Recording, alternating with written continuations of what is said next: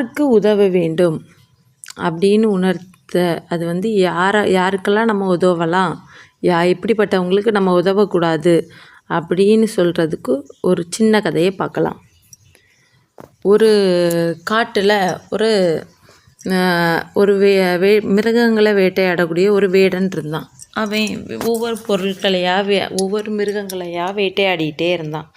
அப்படி வேட்டையாடிட்டு இருக்கும்போது அவன் அந்த காட்டில் ஒவ்வொரு நாளும் ஒவ்வொரு பொருட்களை வேட்டையாடி அவன் வீட்டுக்கு கொண்டுட்டு போயிட்டே இருந்தான்.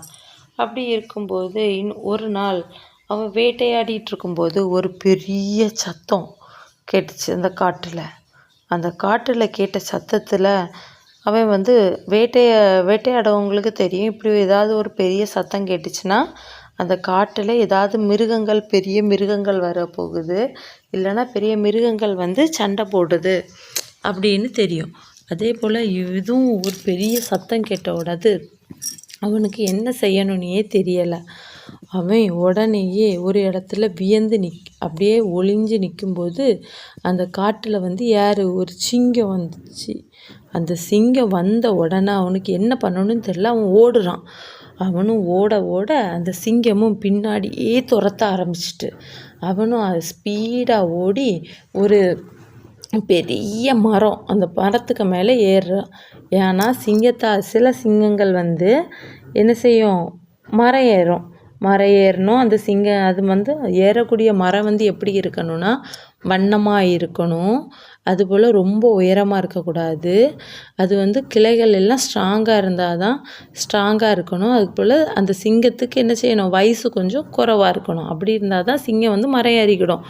ஆனால் இது என்ன, அந்த வேட்டைக்காரனுக்கு ஒரு லக்குனா அவன் ஏறின மரமோ சின்ன மரம் நீளத்தில் உயர்ந்த மரம். அந்த கிளையெல்லாம் வந்து சின்ன சின்ன கிளைகள். அதுபோல் அந்த சிங்கத்தோட சிங்கமும் வயசான சிங்கம். அப்போ என்ன செய்ய முடியும், அவனும் கடகடன்னு ஏறுறான். ஏறி அப்பா அந்த சிங்கத்திட்ட இருந்து எப்படியோ நம்ம தப்பிச்சுக்கிட்டோம் அப்படின்னு மனசில் நினைக்கிறான். அப்படி நினச்சிட்டு இருக்கும்போது அவன் வந்து கீழே பார்க்குறான், சிங்கம் நடந்துக்கிட்டே இருக்குது. தப்பிச்சிட்டோன்னு நினச்சி மேலே பார்க்குறான், ஒரு கருங்குரங்கு அவன் தலைக்கு மேலே இருக்குது. அதை பார்த்தோடது அவனுக்கு உயிரே போயிட்டு, அட கடவுளே, நம்ம வந்து கீழே சிங்கத்திட்ட இருந்து தப்பிச்சு நம்ம மேலே கருங்குரங்குக்கிட்ட மாட்டிக்கிட்டோமே, அது நம்மளை இப்போ என்ன செய்ய போகுது அப்படின்னே தெரியாமல் அவன் புலம்பிக்கிட்டே இருந்தான். எப்படி நம்ம அந்த சிங்கத்திட்டேருந்து தப்பிக்கிறது, அவன் இந்த கருங்குரங்குக்கிட்ட வந்து மாட்டிக்கிட்டோமே, இந்த கருங்குரங்குகிட்டேருந்து நம்ம எப்படி தப்பிப்போம்னு நினச்சிட்டு இருந்தானான். அப்படி நினச்சிக்கிட்டே இருக்கும்போது அந்த கருங்குரங்கை பார்க்குறான். அந்த கருங்குரங்கு சொல்லிச்சான், சரி இந்த சிங்கத்துக்கிட்டேருந்து என்கிட்ட மாட்டிக்கிட்டேன்னு நினைக்கிறியா, அப்படின்னு நினைக்காத, நீ வந்து மேலே அந்த உயர்ந்த கலையில் போய் உட்காந்துக்கோ அப்படின்னு சொல்லுது. அப்படி சொன்ன உடனே அந்த மனுஷனும் இருக்கிறான். அந்த வேடன் இருந்த உடனே அந்த கருங்குரங்கு கொஞ்சம் நேரம் பார்த்துக்கிட்டே இருக்குது. அப்போ அந்த வேடன்ட்ட சொல்லுது, நானே என் போக்குள்ளே தூங்கிட்டு இருந்திருப்பேன். நான் உன்னை இப்போ காப்பாற்ற போய் இந்த சிங்கம் இப்போ யார் தூங்கி கீழே விழுந்தாலும் இந்த சிங்கம் தின்றோம். அதனால் நான் கொஞ்ச நேரம் தூங்குறேன். நீ வந்து என்னை பார்த்துக்கிட்டே இருந்துக்கோ. என் கையை ஸ்லிப்பாகி நான் கிளையிலேருந்து கீழே உள்ளது போல் இருந்தாலும் நீ என்ன கைப்பிடிச்சிடணும் அப்படின்னு சொல்லும். அதுக்கு ஏற்றபடி அந்த வேடனும் கேட்டுக்கிட்டு சரி நான் உன்னை வந்து பார்த்துக்கிடுங்க அப்படின்னு சொல்லிட்டு இருக்கான். அப்போது அந்த குரங்கும் தூங்க ஆரம்பித்தாச்சு. அவன் இந்த வேடன் வந்து அந்த கிளையில் இருந்துகிட்டே இருக்கும்போது அந்த சிங்கம் சொல்லுது, எப்படியாவது நான் இன்றைக்கி உன்னை சாப்பிட்டு தான் தீருவேன். எனக்கு ஒரு நேரம் சாப்பாடு அடங்கிட்டுன்னா நான் அதுக்கு பிறகு யாரையுமே சாப்பிட மாட்டேன்.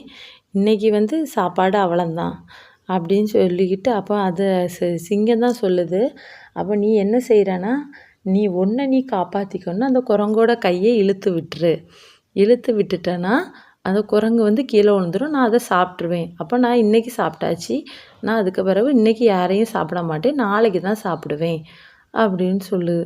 அப்போ அந்த வேடனும் யோசிச்சுக்கிட்டே இருக்கான். அப்போ என்ன செய்கிறதுக்கு அப்படின்னு யோசிச்சுட்டு அவன் வந்து தன்னை எப்படி காப்பாற்றிக்கணும்னு தெரிஞ்சுக்கிட்டு அந்த குரங்கோட கையை எடுத்து விட்டுருக்கான். அது எடுத்து விட்டோடது அந்த குரங்கு வந்து எடுத்து விட்டுட்டு கீழே பார்க்குறான், குரங்கு கீழே காணும். அப்போது அந்த சிங்கமும் பார்க்குது, குரங்க காணோம். அந்த குரங்கு அடுத்த கிளையில தான் தொங்கிட்டு இருக்குது. அந்த குரங்கு அவனை பார்த்துட்டு சொல்லிச்சான், "நீ வந்து உன்னை நான் காப்பாற்றதுக்காண்டி நான் வந்து உன்னை எதுவுமே பண்ணாமல் நான் உன்னை காப்பாற்றிக்கிட்டேன்.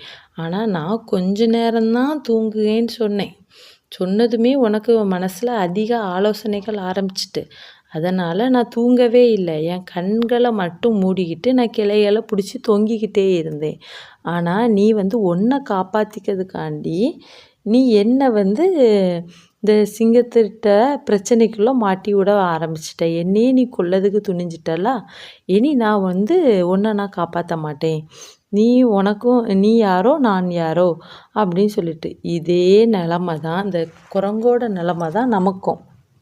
ஒருத்தங்களுக்கு நம்ம வந்து ரிஸ்க் எடுத்து உதவி பண்ணிகிட்டு இருந்தோன்னா அவங்க வந்து நம்மளை வந்து வம்பில் மாட்டி விடுறதுக்கு சிறிது கூட யோசிக்க மாட்டாங்க. நம்ம யாருக்கெல்லாம் உதவி பண்ணணும்னு நினைக்கிறோமோ அது வந்து நீங்கள் 3 விஷயத்த புரிஞ்சு வச்சுக்கிடணும். அது எப்படின்னா, நம்ம ஒருத்தங்களுக்கு உதவுறோன்னா அவங்க வந்து இப்போவோ நம்ம பிந்தைய காலத்துலேயோ அவங்க வந்து அந்த உதவியால் நமக்கு ஒரு பிரச்சனையும் வரக்கூடாது. அந்த பிரச்சனை அப்படி வருதுன்னு தெரிஞ்சால் நம்ம அவங்களுக்கு உதவியே கூடாது. அப்படி இருக்கணும்.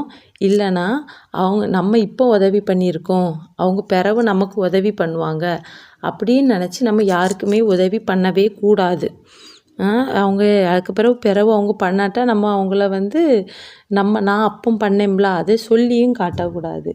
இல்லைன்னா சரி நீ அது அந்த 2மே தெரிஞ்சும் நீ ரிஸ்க் எடுத்து அவங்களுக்கு வந்து உதவுகன்னா அவங்களோட இயல்புகள் எல்லாமே தெரிஞ்சு மட்டுமே நம்ம உதவுனோன்னா இந்த 3 ஒருத்தங்களுக்கு நீங்கள் உதவ போகிறீங்கன்னா இந்த 3 இதையும் நீங்கள் ஞாபகம் வச்சுக்கிட்டு உதவுங்க. அப்படி உதவினீங்கன்னா அது சிறந்தது.